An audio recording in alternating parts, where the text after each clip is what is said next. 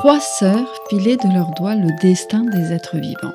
Chaque fil d'or entrelacé formait la toile cosmique de l'histoire du monde. Inséparables, Clotho la fileuse, Lachésis la réparatrice et Atropos l'inflexible étaient liés par leur mission divine, veillant au bon déroulement de leurs tâches. La plus jeune Clotho, de ses doigts agiles, filait la fragile pelote de chaque naissance, mesurée par sa cadette Lachésis, qui attribuait la longueur du fil. Clotho faisait ainsi tourner sur son rouet le fil d'or de la vie et tissait le destin d'une personne à celui de milliers d'autres. Et quand le fil venait à manquer, l'aînée Atropos, la plus sage et la plus redoutée surtout, coupait le fil au moment venu, reprenant alors le maillage d'une autre pelote.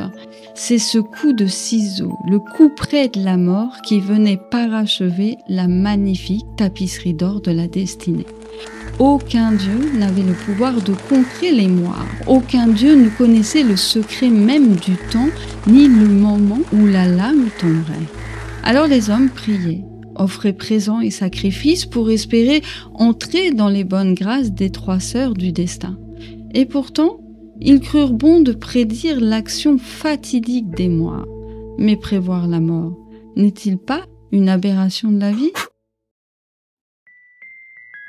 Depuis toujours, on cherche à décrypter le couperet des moires à travers des signes symboliques, espérant deviner l'instant où le fil pourrait se rompre.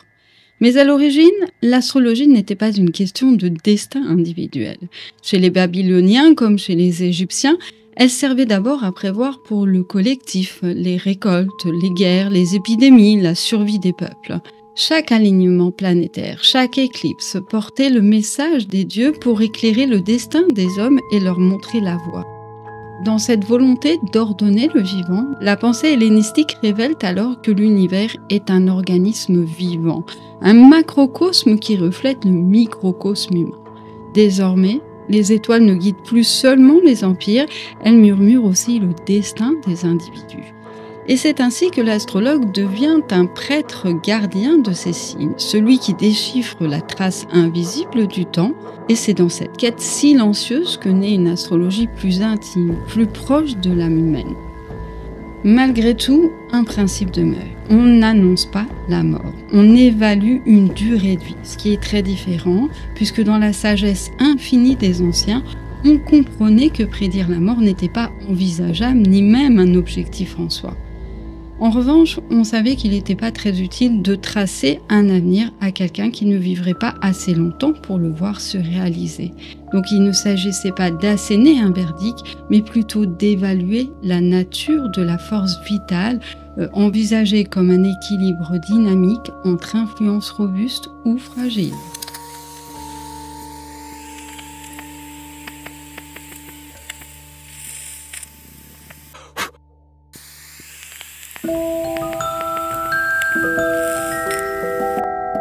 Dans l'ombre des bibliothèques antiques, parmi les rouleaux de papyrus et les tablettes d'argile effacées par le temps, 2 gardiens veillaient en silence sur la flamme de chaque vie. Le premier portait un nom oublié de tous, le Hileg. Il déposait le souffle, l'étincelle fragile qui anime l'être et le relie au ciel. À ses côtés, l'Alcochoden dressait quant à lui la limite invisible, fixant ainsi la durée que cette flamme pourrait embrasser. L'un offrait la vie, l'autre fermait le cercle du temps. Parfois, la flamme brillait fort mais se voyait trop vite confinée. Parfois, une étincelle vacillante trouvait un répit inattendu.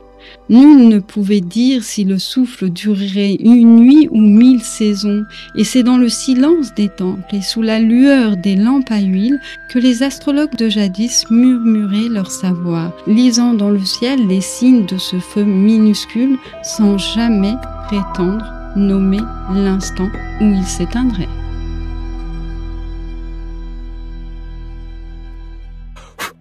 Derrière ce conte existe une réalité astrologique débattue par les plus grands astrologues de l'époque, Ptolémée, Dorothée de Sidon ou Alcabisi, qui avaient établi des règles afin de déterminer la force vitale d'une personne. Alors bien que tous s'accordaient sur l'importance du Hileg comme point ou planète de vie, sa localisation faisait débat. Ptolémée pensait que seuls les luminaires pouvaient prétendre à ce rôle et uniquement dans certaines maisons. Et pourtant, Dorothée de Sidon avait constaté que l'ascendant ou la part de fortune jouait aussi un rôle important pour choisir le Hileg. Quant à Alcabisi, il durcissait lui sa sélection, rejetant tout astre en position de faiblesse et non dignifié. Mais tous se rejoignaient sur le fait qu'un Hileg mal placé, affaibli ou privé de soutien par les aspects, pouvait faire vaciller prématurément la flamme de vie. Quant à la durée du temps, elle était fixée par la planète représentative de l'Alcochoden. Et c'est ainsi que ce duo mythique, les diamones de notre conte, exigeait aussi de bien examiner les maisons. De manière générale, les maisons 9 et 11 étaient considérées comme bénéfiques, alors que les maisons 8 et 12 sont plutôt vues comme défavorables. La maison 7, par contre, bien qu'angulaire, reste plus ambiguë car le descendant représente aussi un axe fragile qui sert de porte d'entrée à cette maison et lui confère une part d'ambivalence importante. Et c'est justement ce point que nous allons aborder avec Alain Arrigui, astrologue des arts anciens, qui va vous présenter ses recherches et son point de vue sur cette thématique.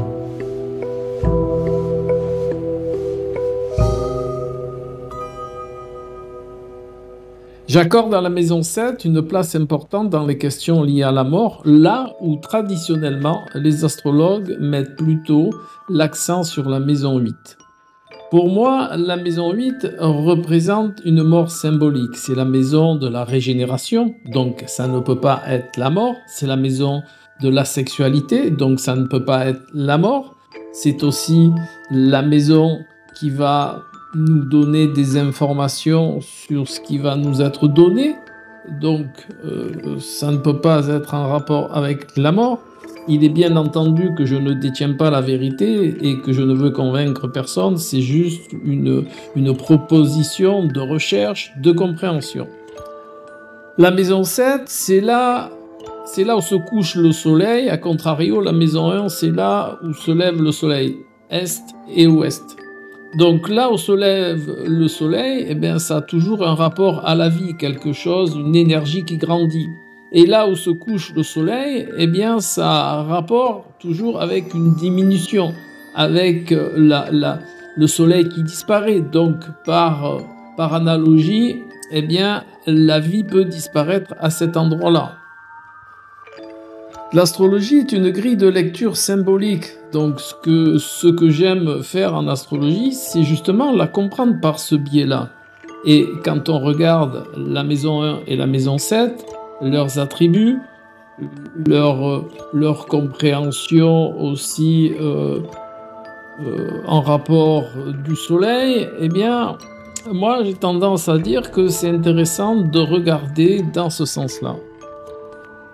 Alors, je ne suis pas le seul à aller dans ce courant, hein, que la maison 7 serait associée à la mort. Et on est plusieurs astrologues à percevoir cela. Hein.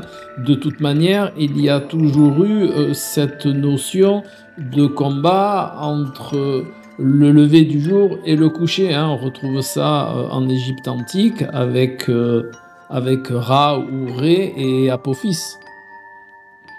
Je sais que dans le milieu de l'occultisme et de l'ésotérisme, j'ai entendu cette perception de la maison 1 et de la maison 7 et ça m'a interpellé très vite et j'ai trouvé ça très cohérent. Et donc j'ai souvent regardé dans les thèmes, j'ai fait quelques recherches et je me suis aperçu que souvent, pas à tous les coups, mais souvent, la maison 7 était partie prenante dans le décès. Maintenant, c'est toujours pareil. Il est de bonne loi de toujours regarder l'ensemble du thème, hein, regarder tous les facteurs qui touchent la 7 et de regarder aussi tous les facteurs qui touchent la 8. Et vous verrez que souvent, la 7 est mieux placée. Voilà. Et je ne saurais vous répéter que la spécificité doit être remise dans la globalité. Et c'est de cette manière-là où on arrive à bien déceler et puis à bien investiguer.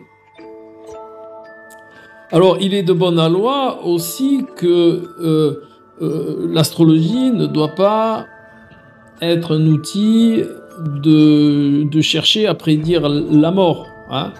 C'est un état de fait, ça existe dans l'existence, hein, puisque nous sommes des êtres de matière qui existons un laps de temps différent pour chacun d'entre nous, et l'astrologie n'est pas un outil qui sert à ça. Et comme je dis souvent, la mort fait partie de la naissance, voilà, parce que nous avons un rythme naissance-mort qui est en rapport avec les êtres de matière que nous sommes, et eh bien, il faut bien en parler, il faut bien la prendre en compte, mais ça sert à rien de la prédire. D'ailleurs, imaginez si on s'amusait à prédire la mort et qu'on se trompe, ça fait quand même pas mal de remue-ménage. Donc c'est un axe de recherche symbolique intéressant pour justement bien s'imprégner du symbolisme et voir jusqu'à quel point il est interpellant, mais pas de faire un usage en rapport à une quelconque prédiction d'un âge ou d'un moment où cela est plus susceptible de se présenter. Il y a dans le thème des axes de compréhension beaucoup plus adaptés que la recherche de la mort, hein.